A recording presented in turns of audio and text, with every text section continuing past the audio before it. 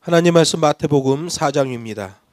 4장 1절로 11절까지 교독하겠습니다. 제가 먼저 읽고 마지막은 같이 읽겠습니다. 그때 예수께서 성령에게 이끌리어 마귀에게 시험을 받으러 광야로 가사 40일을 밤낮으로 금식하신 후에 죽이신지라. 시험하는 자가 예수께 나와서 가로되 네가 만일 하나님의 아들이거든 명하여 이 돌들이 떡덩이가 되게 하라. 예수께서 대답하여 가라사대 기록되었으되 사람이 떡으로만 살 것이 아니요 하나님의 입으로 나오는 모든 말씀으로 살 것이라 하였느니라 하시니. 이에 마귀가 예수를 거룩한 성으로 데려다가 성전 꼭대기에 세우고 가로되 내가 만일 하나님의 아들이거든 뛰어내리라 기록되었으되 저와 너를 위하여 그 사자들을 명하시니 저희가 손으로 너를 받들어 발이 돌에 부딪히지 않게 하리로다 하였느니라. 예수께서 이르시되 또 기록되었으되 주 너의 하나님을 시험치 말라 하였느니라 하신대 마귀가 또 그를 데리고 지극히 높은 산으로 가서 천하 만국과 그 영광을 보여 가로되 만일 내게 엎드려 경배하면 이 모든 것을 내게 주리라. 이에 예수께서 말씀하시되 사탄아 물러가라 기록되었으되 주 너의 하나님께 경배하고 다만 그를 섬기라 하였느니라. 같이 하겠습니다. 이에 마귀는 예수를 떠나고 천사들이 나와서 수종드니라. 아멘. 본문 말씀을 가지고 고든 진리가 밥 먹여준다라는 제목으로 하나님 말씀을 증거하겠습니다. 땅이 있어도 개가 나지 않고 게으름을 피우는 두 아들을 둔 지주가 있었어요. 그 지주 아버지가 죽으면서 두 아들에게 유언을 했습니다. 우리 밭에 황금을 묻어두었으니 잘 살고 싶으면 밭을 가라 그것을 파내라 라고 그렇게 유언하고 죽었어요. 아버지가 죽은 다음에 두 아들은 전에 볼 수 없었던 모습으로 성실하고 진지하게 땅을 파며 일했습니다. 그러나 황금은 없었어요. 두 아들은 황금을 캐려고 갈아엎은 그 넓은 밭을 그냥 두기가 너무 아까워서 거기에다가 씨앗을 심었어요. 그 밭에 심었던 곡식이 추수 때가 되니까 익어서 황금 물결을 이루었을 때 그때서야 그 두 아들이 깨달았습니다. 성실하게 밭을 갈아서 얻은 열매가 황금이라는 사실을 알게 된 거예요. 복음서를 설교하려면 광야에서 시험 받으신 예수님에 대하여 설교를 해야만 합니다. 그런데 광야에서 시험 받으신 예수님의 그 모습은 폼생폼사를 추구하는 이 세상에서는 잘 안 맞는 내용이에요. 예수님의 뒤를 따라가는데 예수님처럼 40일 금식하고 광야에서 마귀에게 시험 받아라 그러면 그거 좋아할 사람 하나도 없죠. 폼생폼사 세상에서는 그런 거 잘 안 맞는 내용이에요. 그러나 예수님이 공생의 사역을 시작하면서 그 시작 시점에서의 사역이기 때문에 거기에는 아주 중요한 가르침들이 풍부하게 들어있다는 거예요. 마가복음도 이 기사를 다룹니다. 마가복음은 딱 두 줄로 이 기사를 다뤄요. 그것에 반해서 마태복음은 꽤 자세히 다루고 있는 걸 보게 돼요. 왜냐하면 마태복음은 유대인들에게 전파되는 복음이잖아요. 이미 여호와 하나님을 믿는 자들이라 말이에요. 이미 믿는 자가 된 자들에게 더 핵심적인 교훈이 바로 이 광야 40일 금식에 관련된 내용이기 때문에 그렇습니다. 오늘 본문에서 예수님의 사역의 시작 모습은 큰 감동과 전율을 주는 게 사실이에요. 그건 하나님이신 예수님이 고난을 받으셨다는 것, 충격이죠. 하나님이신 예수님이 굳이 고난을 받을 필요가 없는데 그 고난을 받으셨다는 거예요. 심지어 사단으로부터 시험까지 받으셨다는 거예요. 예수님이 세례 요한으로부터 세례를 받으시고 광야에서 마귀에게 시험을 받으셨다. 이게 성경이 말하는 핵심 내용입니다. 여기서 예수님이 신명기 말씀 세 구절을 인용하시잖아요. 신명기 6장 13절, 6장 16절, 그리고 신명기 8장 3절 말씀을 인용하셔요. 이 말씀이 어떨 때 사용된 말씀인가요? 이스라엘 백성들이 광야에서 하나님의 말씀에 불순종할 때 하나님이 40여 년 동안 그 백성들을 광야를 뺑뺑 돌려가며 훈련하실 때 주신 말씀이에요. 과거에 이스라엘 백성들은 실패했지만 이제 이스라엘을 인도하시는 예수 그리스도는 그 시험을 통과하신다는 의미를 담고 있는 거예요. 첫 번째 시험이 뭡니까? 사탄은 40일을 금식하신 예수님에게 와서 시험합니다. 네가 만일 하나님의 아들이거든 이 돌들이 떡덩이가 되게 하라. 떡은 곡식으로 만드는 게 원칙이에요. 어떤 풀 갖고도 떡을 못 만들어요. 떡은 무조건 곡식으로 만들어야 되는 게 원칙입니다. 돌로 떡을 만드는 것은 바른 방법이 아니에요. 상식적으로도 그렇잖아요. 그런데 사탄은 그렇게 말합니다. 야, 배고파 죽게 됐는데 돌이면 어떻고 곡식이면 어떠냐? 원칙이면 어떻고 편법이면 어떠냐? 수단과 방법을 가리지 말고 우선 배고픈 네 배부터 좀 채워야 될 거 아니냐? 라고 유혹한단 말이에요. 그 논어에 보면 그런 얘기가 있어요. 군자는 매사를 생각할 때 의를 생각하는데 소인배는 매사의 제 이익만 생각한다. 군자는 의를 따르고 소인배는 이를 따른다. 이렇게 말하고 있어요. 군자는 어떤 일을 할 것인가 말 것인가의 판단 기준이 의예요. 의로운가. 군자는 자신에게 손해가 되더라도 의로운 일이면 하고 아무리 이익이 되더라도 그 일이 불의한 일이면 하지 않는다는 거예요. 공자는 그렇게 사는 사람을 군자라고 했어요. 군자. 왕과 같은 사람이다. 그것과 반대로 소인배의 판단 기준은 이라는 거예요. 이익. 소인배는 아무리 의로운 일이라고 해도 자신에게 손해가 되면 하지 않고 아무리 불의한 일이라고 해도 자기에게 이익이 된다면 앞뒤 안 가리고 그거 한다는 거예요. 본문의 사탄은 40일을 굶주린 예수님에게 의로움을 따라 행동하지 말고 이로움을 따라 행동하라 이렇게 요구하고 있는 거예요. 의를 따르지 말고 이를 따르라는 거예요. 그깟 떡 이번 한 번만 편법으로 만들어 먹고 다음부터 잘하면 되지. 지금 너무 배가 고프잖아. 이런 생각을 하게 하는 거예요. 사탄의 그러한 유혹은 순결하고 정직하신 예수님을 소인배 만들려는 전략이죠. 처음부터 사역을 흔들어대고 있는 거예요. 여러분, 사역자들은 이런 거 조심해야 됩니다. 돈과 관련된 거 이런 거에 한눈 팔면 안 돼요. 절대로 한눈 팔면 안 됩니다. 그러한 사탄의 시험에 대하여 예수님은 단호하게 하나님의 의의 계명을 선포하시는 거예요. 사람이 떡으로만 살 것이 아니요 하나님의 입으로 나오는 모든 말씀으로 살아야 된다. 이건 예수님의 삶과 예수님의 사역 기준을 그냥 한 방에 선포해버리는 겁니다. 그 말씀 속에는 여러 중요한 의미들이 내포되어 있지만 이런 의미죠. 나는 굶어 죽는 한이 있더라도 돌로는 떡 안 만든다. 이 굳은 의지가 들어있는 거예요. 떡은 곡식으로 만드는 거야. 그게 원칙이에요. 돌로 떡을 만드는 건 예수님이 능히 할 수도 있지요. 그러나 안 해요. 하면 안 되는 거예요. 사탄 앞에서의 그런 결단은 오직 하나님의 말씀 그 법과 식으로만 버틸 수 있는 재료예요. 당장 배고파 죽겠는데 뭘로 버티냐 말이에요. 당장 돈 없어 죽겠는데 어떻게 사람 의지로 버티겠냐 말이에요. 이건 하나님의 법과 식의 말씀으로 버텨야만 버텨지는 거죠. 모든 그리스도인들도 동일해요. 예수님처럼 그 법과 식의 기준에서 결단하는 흐름이 중요한 거예요. 공자도 군자의 삶을 이야기하는데 예수를 믿는 우리 그리스도인들이 소인배처럼 살아서야 어떻게 하나님께 영광을 돌리겠냐 말이에요. 세상의 기준, 세상의 흐름은 자꾸 우리 그리스도인들의 정직을 무너뜨리려고 해요. 순전성의 정직. 이거 한번 무너지면요 원상복구가 어렵습니다.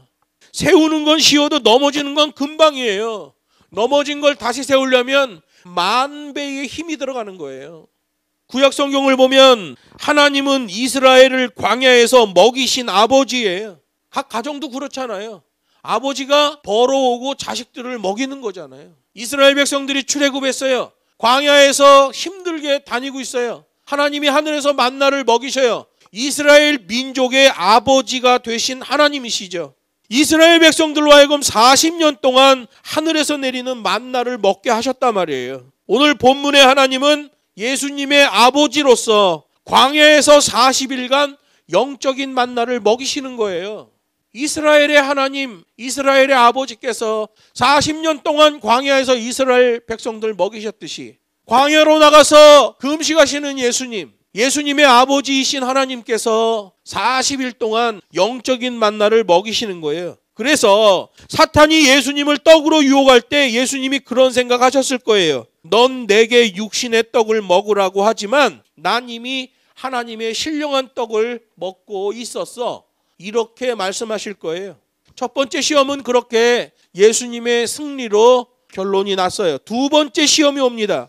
두 번째로 예수님을 미혹할 때 사단은 더더욱 교묘한 전략을 내보여요. 시편 91편에 있는 말씀을 인용해서 예수님을 시험합니다. 거룩한 성전 꼭대기에서 뛰어내리면 천사가 와서 너를 보호해 줄 것이다. 근데 이건 사탄이 하나님의 말씀을 알긴 아는데 엉뚱하게 알고 있는 거예요. 시편 91편에서 하나님이 천사를 보내어 보호해 주시는 것은 환경이 이런 거예요. 하나님의 종들이 하나님의 법과 식대로 일하다가 어쩔 수 없이 어떤 재앙을 만나게 됐을 때 그때 하나님이 천사를 보내어 그 사람을 구해낸다는 거예요. 조건이 뭐예요? 하나님의 법과 식대로 하다가 재앙을 만났을 때 그때 하나님이 천사를 보내서 그 사람을 보호하신다는 의미예요. 하나님의 종들이 하나님을 시험하려는 마음으로 일부러 그런 위험을 자초해 문제가 생기는 것은 시편 91편 말씀하고 관계가 없어요. 사탄은 하나님의 원래의 말씀이 아니라 왜곡된 방법을 말하죠. 하나님을 일부러 시험하려고 일부러 그런 위험을 자초해 스스로 위험해지는 상황을 만드는 거예요. 이거 하나님의 말씀과 다르죠. 왜 두 번째 시험을 사단이 한 것이겠어요? 인류의 구원자이신 메시아를 유대인들이 말하는 정치적인 메시아로 전락시키려는 거예요. 그래서 누가복음 강해 때 이 내용을 설명해 드렸을 거예요. 예루살렘 성전 남쪽에 있는 망대에서 그 골짜기로 뛰어내리는 거예요. 골짜기로 마치 낙하산을 타고 튀어내린 것처럼 골짜기를 타고 샥 날르는 슈퍼맨과도 같은 모습을 보여주라는 거예요. 그러면 백성들은 예수님을 정치적인 메시아로, 정치적인 슈퍼맨으로 이해하게 되지요. 예수님이 이 두 번째 시험도 하나님의 말씀으로 물리쳐냅니다. 세 번째 시험은 하나님이 가장 진노하시는 우상 숭배로 미혹하고 있는 걸 보게 돼요. 사탄의 궁극적인 목적이 바로 이것이죠. 이것만 하면 천하만국이 너의 것이다. 딱 한 번만 그렇게 하라. 자기한테 무릎 꿇고 경배하라는 거예요. 지금도 사탄은 분초마다 우리를 이러한 형식의 시험으로 유혹한단 말이에요. 우리나라 속담에 그런 유명한 속담이 있죠. 뭐로 가도 한양만 가면 된다라는 속담이 있어요. 한양은 서울이라는 말이죠. 뭐 어떤 수단과 방법을 가리지 말고 일단 서울에만 가면 된다라는 속담이에요. 여러분 이런 게 바로 사탄의 속임수이죠. 서울은 똑바로 가야 하고 똑바로 갔을 때만 서울 갔다는 의미가 제대로 평가를 받게 되는 거예요. 우리 하나님이 무슨 일에서든지 그렇게 평가하시는 거예요. 시작도 올바라야 되고 과정도 올바라야 되고 결과도 올바라야 된다. 요즘은 결과지상주의죠.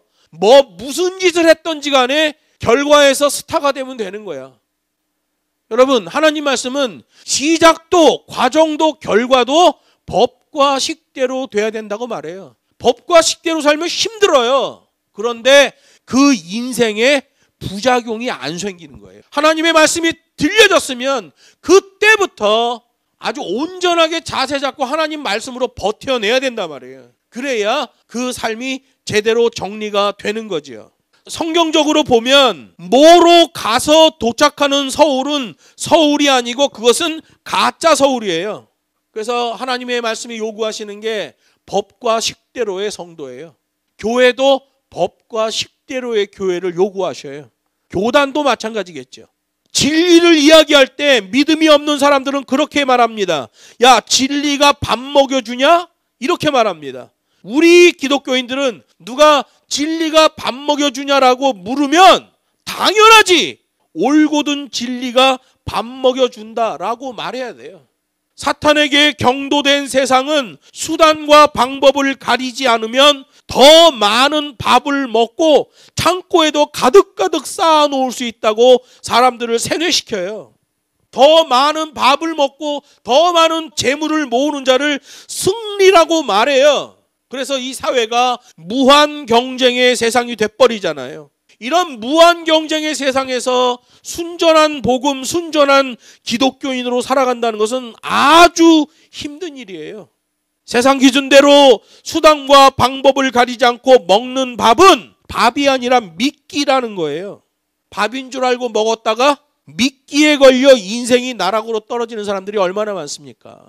예수님은 마귀의 시험 앞에서 마음과 행동을 일치시키잖아요. 법과 식이 있기 때문에 마음과 행동이 일치되는 거예요. 그래서 예수님이 누가복음 11장에서 그 찬양을 부르는 여인에게 외치잖아요. 하나님의 말씀을 지키는 자가 더 복이 있다. 법과 식대로예요. 보통은 예배의 자리에 오면 성경 말씀이 선포되고 찬양이 울려 퍼지고 기도가 드려져요. 거룩해 보이기는 합니다. 그러나 그런 근사한 종교 의식으로만 만족하지 말고 교회 벽돌 안에서의 삶과 교회 벽돌 밖에서의 우리의 삶이 긍정적으로 일치되고 있는지를 봐야 돼요. 그게 중요한 거죠. 여러분, 도시 생활에서 각박한 삶을 살던 사람들은 물 좋고 공기 맑고 풍광이 좋은 곳을 찾아 나서요. 풀밭에 뛰어노는 아이들을 보면서 평화로움을 느껴요. 여름에 시원한 계곡에서 물장구 치는 아이들을 보며 평안을 느끼는 부모들이 많이 있어요. 그러나 오늘 본문에서 보여지는 예수님이 가지고 있는 평안은 그런 성질의 평안이 아니잖아요. 40일 금식했어요. 사단으로부터 시험을 받아요. 마치 칠흑 같은 어둠 속에서 천둥 번개가 계속되는 밤에 깎아지른 절벽에 있는 조그만 새둥지, 그 새둥지 안에서 어미새의 날개 아래에 있는 어린 새가 가지고 있는 그런 평안 같은 평안을 갖고 계셔요. 예수님이 가지고 있는 평안은 어미새의 날개 아래서만 보장되고 어미새 때문에 지켜질 수 있는 어린 새가 갖고 있는 그 평안, 그 평안이죠. 여러분, 우리 기독교인들도 마찬가지예요. 평안을 너에게 주노라 할 때 주님이 말씀하셔요. 내가 주는 평안은 세상이 주는 평안과 다르다. 세상은 풀밭에서 노는 아이, 계곡에서 물장구 치는 아이, 이런 걸로 평안 느껴요. 자기가 물질을 가지고 있기 때문에 이제 근심 걱정 없다, 이걸로 평안을 느껴요. 그런데 우리 기독교인들이 가지고 있는 평안은 그런 류의 평안이 아닙니다. 정말 일촉즉발의 위기 상황 속에서도 하나님의 법과 식의 말씀을 붙들고 하나님의 그 날개 아래 가지게 되는 그런 평안을 말씀하는 거예요. 예수님이 사역 초반기에 공생의 사역을 시작하는 시점에서 예수님이 이 평안을 가지고 사역을 시작한다는 걸 보여주고 있잖아요. 오직 하나님만 의지하는 예수 그리스도, 오직 하나님의 계명으로만 얻게 되는 그 평안을 손수, 몸소, 광야 40일 금식, 사단으로부터의 3번 시험, 이걸 통해서 보여주고 계시는 거예요. 그걸 가르쳐 주시려고 공생의 사역 처음부터 광야 40일을 굶주리시고 버티시며 그 법과 식대로의 진리를 보여주시는 거예요. 그게 평안이죠. 말씀을 맺습니다. 사단은 지금도 우리 그리스도인들을 유혹해요. 야, 배고프니까, 야, 다른 사람도 다 그렇게 하니까 너도 수단과 방법을 가리지 마, 이렇게 유혹하는 거예요. 하지만 하나님의 계명은 분명하게 말씀하셔요. 사단의 유혹을 따르는 것은 밥이 아니라 미끼다. 하나님은 우리 그리스도인들로 하여금 변치 않는 진리의 말씀으로 버티게 하시고 그러한 자에게 진정한 만나, 하늘로부터의 밥을 주시는 거예요. 저는 한국에 와서 목회 허덕허덕거리는 목사들한테 그런 얘기했어요. 목사는 하나님이 하늘로부터 부으시는 물질을 경험해야 된다. 근데 한국에 와서 보니까 그거 경험하는 목사가 정말 거의 없는 것 같아. 그래서 얼마나 못된 짓을 많이 하는지 몰라요. 그래서 어디서 뭐 돈 조금 준다 그러면 그냥 머리 디밀고 그 돈 받으려고, 또 또 그거 갖고 장난치는 교회들도 있어요. 서울에 있는 큰 교회들.